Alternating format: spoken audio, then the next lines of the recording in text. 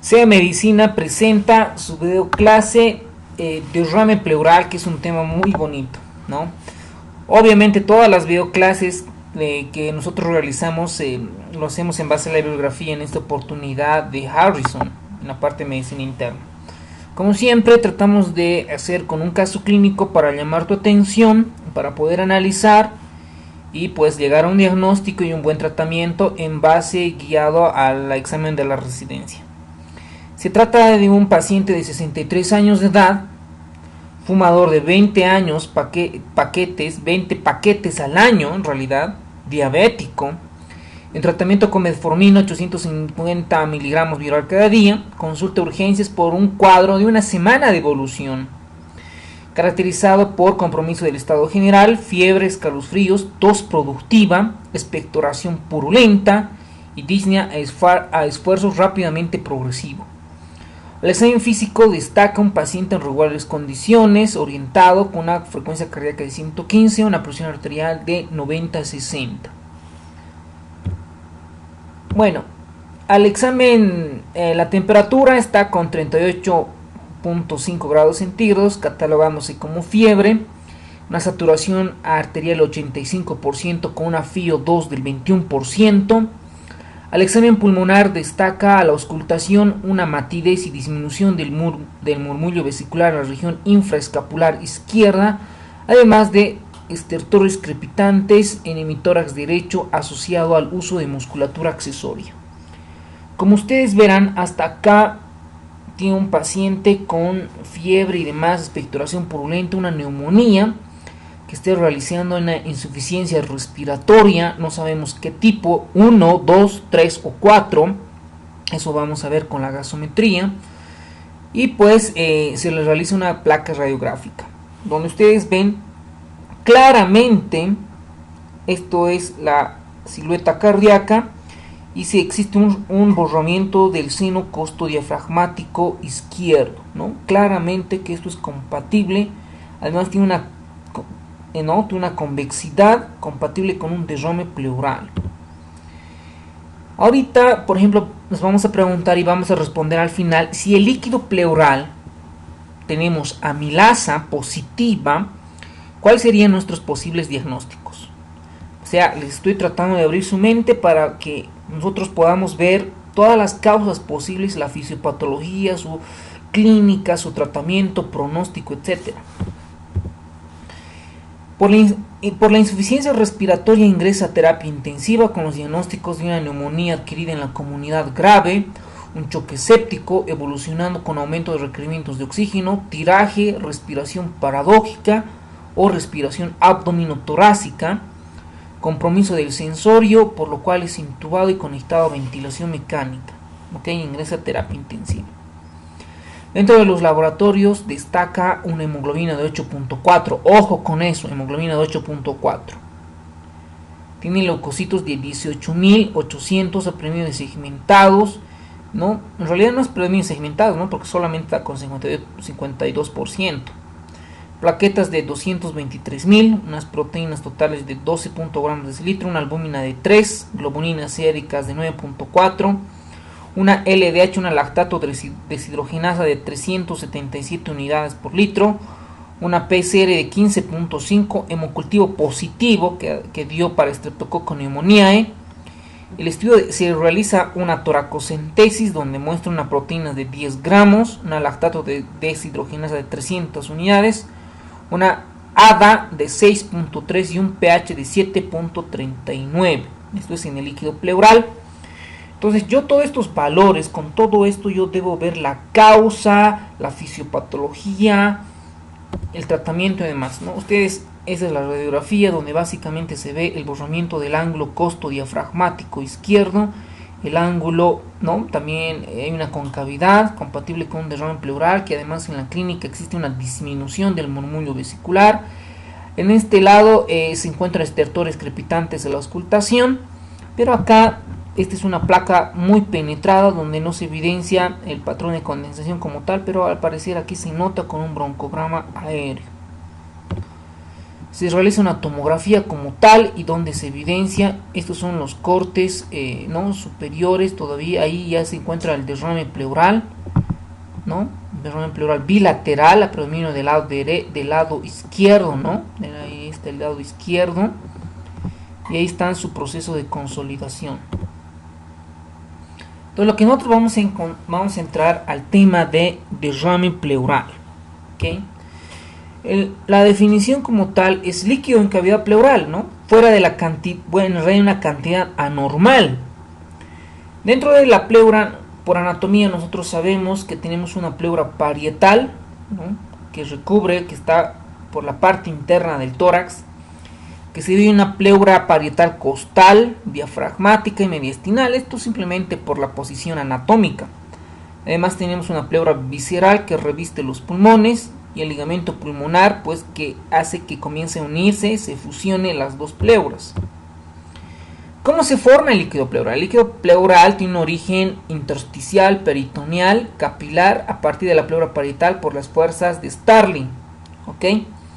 Básicamente, el líquido pleural no es nada más que el sobrenadante de la linfa, ¿no? Sobre todo de los vasos linfáticos que provienen del tórax y de la parte abdominal.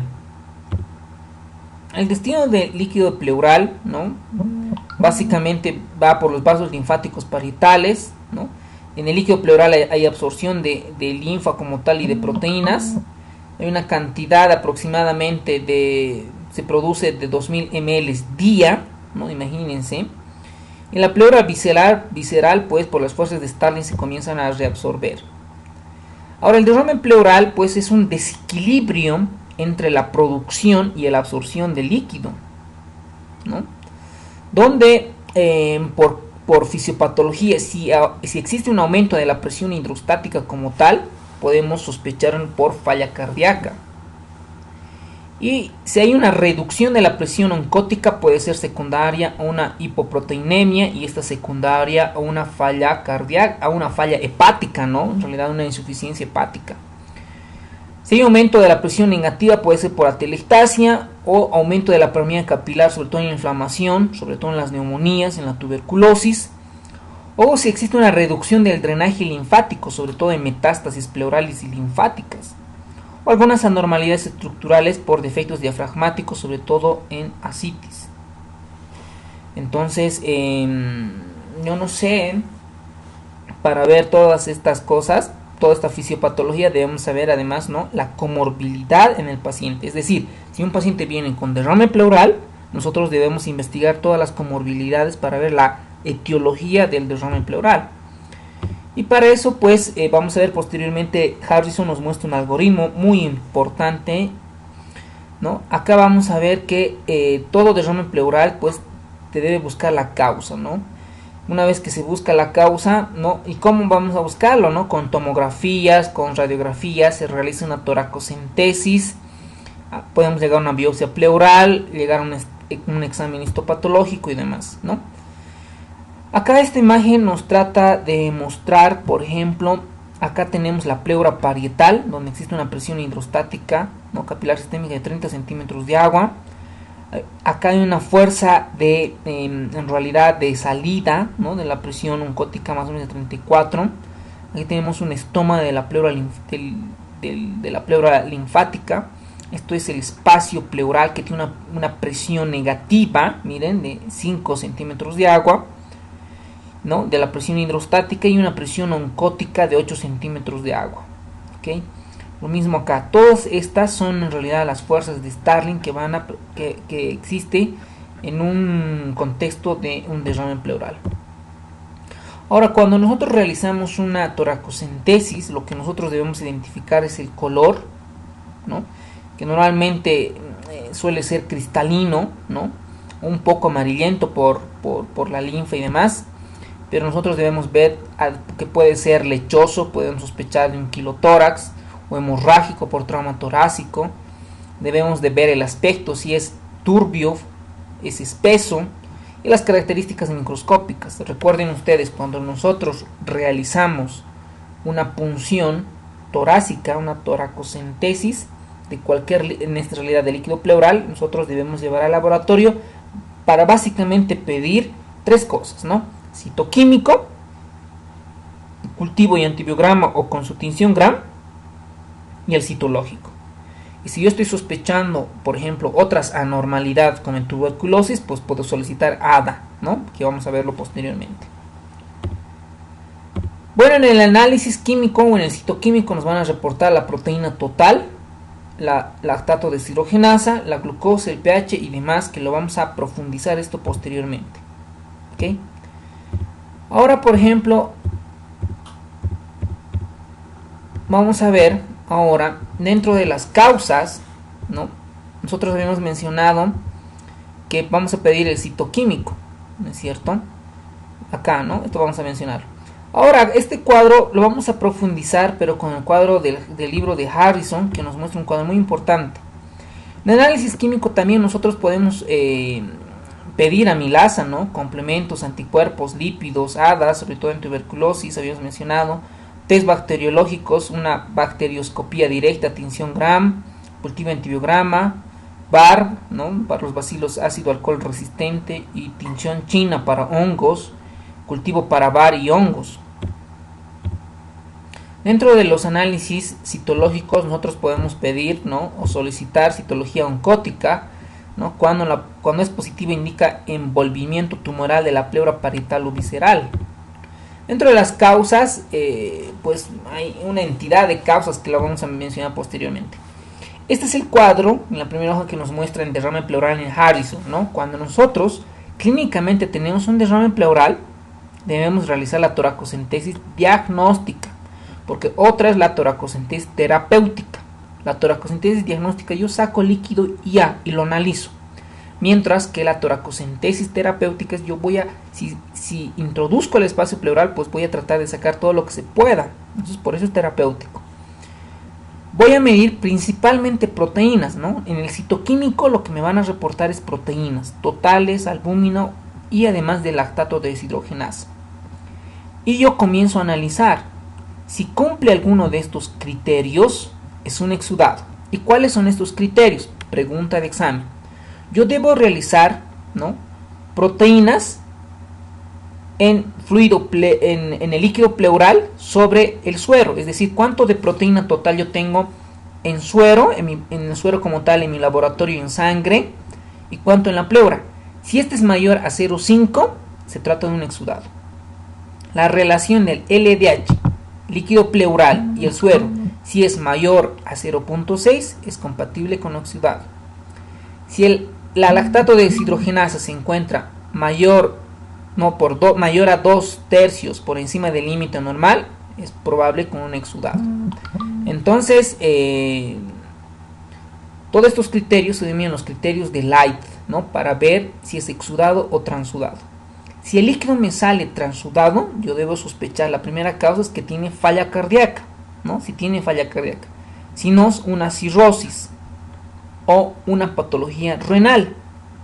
Si es exudado, yo debo pedir la glucosa, puedo pedir amilasa, obtener citología, obtener recuento celular, cultivo y tinción, marcador para tuberculosis, etc. Además, yo puedo pedir amilasa. Si la amilasa se encuentra elevada, yo debo sospechar rotura esofágica, pregunta de examen. Derrame pleural pancreático, es decir, que hay una anormalidad en el páncreas, pancreatitis, neoplasia pancreática, etc. Y la glucosa, si se encuentra menos de 60 miligramos, puedo sospechar neoplasia, infecciones bacterianas o una pleuritis reumatoide. Pregunta de examen.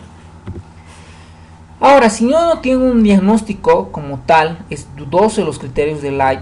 Para eso yo puedo solicitar una tomografía helicoidal para sospechar un tromboembolismo pulmonar. Puedo solicitar marcadores para la tuberculosis, sobre todo el ADA o el interferón, además del interferón. Y pues puedo sospechar, ¿no? Otras anormalidades como mesoteliomas, etcétera, que lo vamos a ver posteriormente. Como ustedes verán, un derrame pleural pues es ciencia, ¿no? Tenemos de ver las causas probables y tratar las causas. En Estados Unidos, según Harrison, las causas de transudados es por falla ventricular izquierda, ¿no? Insuficiencia cardíaca. La otra causa es embolia pulmonar y la cirrosis. En exudados tenemos la neumonía bacteriana, las neoplasias, la infección viral y la embolia pulmonar. Como verán ustedes, la embolia pulmonar se puede manifestar como transudado o exudado. Esto es los criterios de la que habíamos mencionado, que si las proteínas de líquido pleural y la proteína sérica se encuentran mayor a 5, compatible con exudado, las LDH es la relación mayor a 0,6, o que pueden ocupar mayor de los 2/3 del límite superior normal para el suero en el lactato de deshidrogenasa. Si con estos criterios, lo más probable es que salga exudado, ¿no?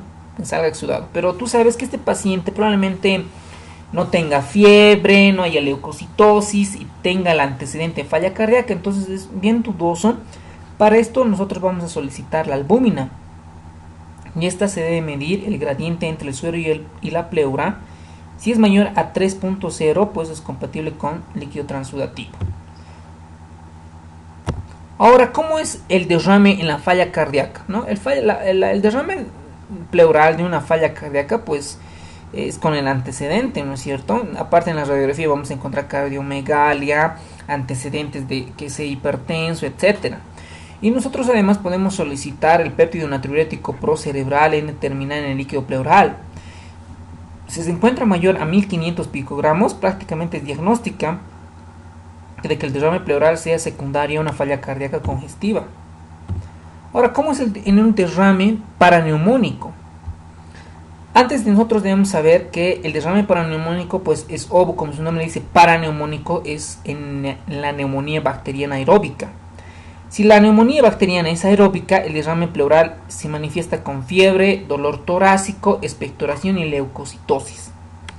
Si la infección es por sospecha de anaerobios, es un cuadro clínico más subagudo, más lento, donde existe pérdida de peso, una leucocitosis activa, anemia y antecedentes o un factor predisponente de aspiración, de microaspiración. ¿Okay? Y básicamente el empiema es un derrame macroscópicamente purulento, ¿no? Y pues laboratorialmente vamos a ver algunas características importantes. Estos son los criterios de Light. Pues ahora, cuando este derrame pleural, la toracocentesis se ve, es decir, compromete la disnea, es muy importante por el derrame pleural, etcétera, yo puedo poner un tubo de pleurostomía, ¿no? Un tubo un poco más grueso para que comience a salir el líquido. Y esto depende de qué? Depende de que el líquido pleural sea loculado o que el pH del líquido pleural esté por debajo de un pH de 7.20, que la relación de la glucosa entre el líquido pleural inferior sea menos de 60 miligramos. Eso significa que la actividad paraneumónica es muy severa, que la tinción gramo del cultivo sea positivo. Sabemos que el cultivo va a tardar, ¿no? Pero por lo menos que la tinción gramo sea positiva, o la presencia básicamente de pus en espacio pleural. Ahora, ¿cómo es el derrame secundario a una neoplasia? Básicamente, los derrames, o sea, las neoplasias que dan derrames, básicamente son el carcinoma pulmonar, el carcinoma de mama y el linfoma. Si hay derrame, nos indica que ya la neoplasia se encuentra diseminada. Es más, yo me acuerdo que tenía un pacientito pues que estaba con dificultad respiratoria, una señora, 70, 75 años. El derrame pleural pues era muy importante del lado izquierdo, ¿no? Que estaba en insuficiencia respiratoria franca, y pues se le realiza una toracocentesis y era compatible con exudado, ¿no? Ojo, exudado, pero que el cultivo era negativo. Era cultivo negativo, tinción gram negativo. Entonces, ¿qué debe sospechar? Un derrame secundario a una neoplasia. Obviamente, posteriormente le hicimos una tomografía donde ya se encuentran adenomegalias, ¿no? Y era compatible con un mesotelioma por biopsia pleural, ¿no? Que al final hacemos una biopsia pleural abierta y salió mesotelioma. Bueno, entonces acá el exudado es en realidad el derrame pleural por neoplasia, es exudado con cultivo bacteriológico negativo, ¿no? Pregunta de examen. ¿Qué se hace en estos casos? Se hace una toracoscopía, se hace biopsia, como en el caso que les he mencionado, y se llega al diagnóstico como tal, ¿no? y si no se llega, pues se complementa con más estudios. Ahora, si el paciente es crónica y solo sacando el líquido mejora la disnea, entonces podemos realizar una toracocentesis terapéutica crónica, ¿no? Donde se realiza una inserción de una sonda pequeña con permanencia, una toracostomía con sonda e instalación de un esclerosante como la doxiciclina, ¿no? Una dosis de 500 miligramos. Ahora, ¿cómo es en el mesotelioma, no? Tiene que haber el antecedente de exposición al amianto. Ya ustedes tienen que estudiar, ¿no? Porque ya quieren todo conmigo. Tienen que estudiar qué es el amianto, ¿no? Estos pacientes básicamente vienen por dolor torácico y disnea. En la radiografía lo que vamos a evidenciar es un derrame pleural. En una tomografía podemos evidenciar un engrosamiento pleural y una retracción del hemitórax. Se realiza la toracoscopía, la biopsia y el tratamiento es básicamente, ya lo van a ver en mesotelioma, ¿no? Pero por lo menos para la disnea y para el dolor podemos dar oxígeno y opiáceos, ¿no? Ahora, ¿cómo es el derrame pleural en embolia, en tromboembolismo pulmonar? Esta puede ser exudado o transudado. Para eso yo necesito una tomografía espiral y una arteriografía pulmonar o una gamografía pulmonar. En nuestro medio, ¿no? Sobre todo en Cochabamba, Oruro, La Paz, la pleuritis tuberculosa es muy importante, ¿no? El derrame pleural se cree que es por una reacción de hipersensibilidad a la proteína tuberculosa en el espacio pleural. Clínicamente vienen por fiebre, pérdida de peso, disnea, dolor torácico, dolor pleurítico y lo más importante, que a este paciente, si estamos sospechando que el derrame pleural es por causa de una tuberculosis, debemos solicitar el ADA, la adenosín desaminasa, que si se encuentra mayor a 40 unidades internacionales litro es positiva. Además, el libro de Harrison menciona que podemos solicitar el interferón gamma, que si se encuentra mayor a 140 picogramos ml, es sospecha de tuberculosis. El quilotórax, nunca lo he visto, pero el quilotórax básicamente es cuando se rompe el conducto torácico, es el que lleva linfa. ¿Cuáles son las causas? Pues obviamente por traumatismo, tumores que comprometen el conducto torácico, etc. Cuando se realiza la toracocentesis, revela un líquido lechoso. El análisis bioquímico, los triglicéridos operan mayor a 110 miligramos por cada 100 ml. Y el tratamiento es básicamente en ligadura del conducto torácico, ¿no? Hemotórax, sobre todo en pacientes que se cayeron en el primer piso, segundo piso, o que tengan antecedentes de neoplasia. Lo más probable es que si realizamos un hemotórax y tienen lavado de carne o sangre, francamente, pues es un hemotórax, ¿no? Y el libro de Harrison nos menciona que el líquido pleural es sanguinolento. Si es sanguinolento, debe realizarse un hematócrito. Si es mayor al 50%, pues es un hemotórax, ¿no? Y el tratamiento, pues siempre es un tubo de toracostomía. Y obviamente tratar la causa. Otras causas de derrame pleural. Cuando digo otras causas, pues aquí debemos hacer hincapié porque es la letra pequeña donde nos pueden preguntar. Si nosotros tenemos amilasa positiva, rotura esofágica o enfermedad pancreática. Si se encuentra en el líquido pleural polimorfonucleares, ¿no? Y no hay enfermedad pulmonar parenquimatosa como tal, debemos sospechar un absceso intraabdominal. Y esto ha sido muy preguntado, ¿no? El síndrome de Meigs, el síndrome de hiperestimulación ovárica también dan derrame pleural. Sobre todo el síndrome de Meigs básicamente es un TU de ovario con derrame pleural. Y al final, Harrison nos muestra los diagnósticos diferenciales en derrame pleural. Transudativos, falla cardíaca, cirrosis, embolia pulmonar, síndrome nefrótico, diálisis peritoneal, obstrucción de la vena cava superior, mixedema y el urinotórax. Dentro de las causas exudativas tenemos las neoplasias, enfermedades tásicas, mesoteliomas, todas las infecciones habidas y por haber, algunas exposiciones al amianto, sarcoidosis, uremia, síndrome de Meigs, teuabdominal más derrame pleural, síndrome de las uñas amarillas, enfermedad pleural reducida por fármacos como la nitrofurantoína, el dantroleno. Esa es pregunta de examen, ¿ok? ¿Qué medicamentos producen derrame pleural? ¿Ok? Nitrofurantoína, dantroleno, metisergida, bromocriptina, procarbazina, amiodarona, dasatinib. Ok, pregunta examen. Y otras causas de derrame pleural, pues vamos a tener enfermedades gastrointestinales como perforación esofágica, enfermedad pancreática, abscesos intraabdominales, hernia diafragmática, tras cirugía abdominal, tras cirugía torácica también que hemos visto, o enfermedades de conectivopatías, ¿no? Como la pleuritis reumatoide, lupus, Sjögren, todas las vasculitis habidas y por haber y demás. Bueno, ahora, esto es un algoritmo que también ya hemos repasado. Si yo tengo derrame pleural, debo hacer los criterios de Light, ¿no? Los criterios de Light ya hemos repasado. Y si este derrame pleural está más de 10, ¿no?, milímetros en la radiografía, ¿no?, se debe realizar una ecografía, ¿no? Y si es menos, pues solo observación.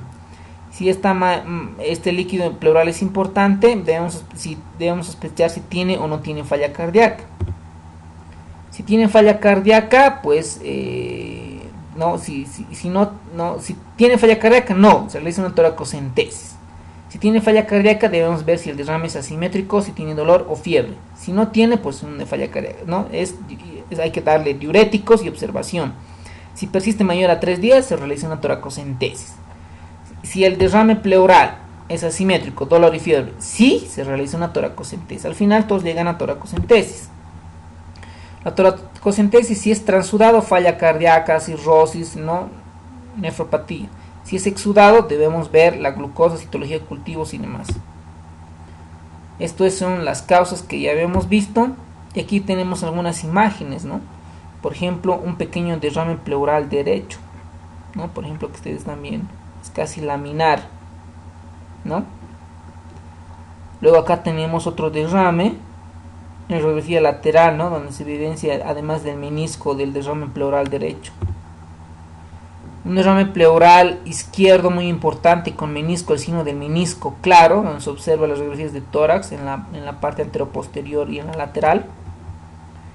Y los criterios de Light que ya hemos repasado. Esta imagen lo puse porque además, para que sea exudado, podemos solicitar colesterol. Si está mayor a 60 miligramos de litro, pues también se sospecha de exudado. Cuando la relación del colesterol pleural y colesterol sérico está mayor a 0,3, se sospecha exudado.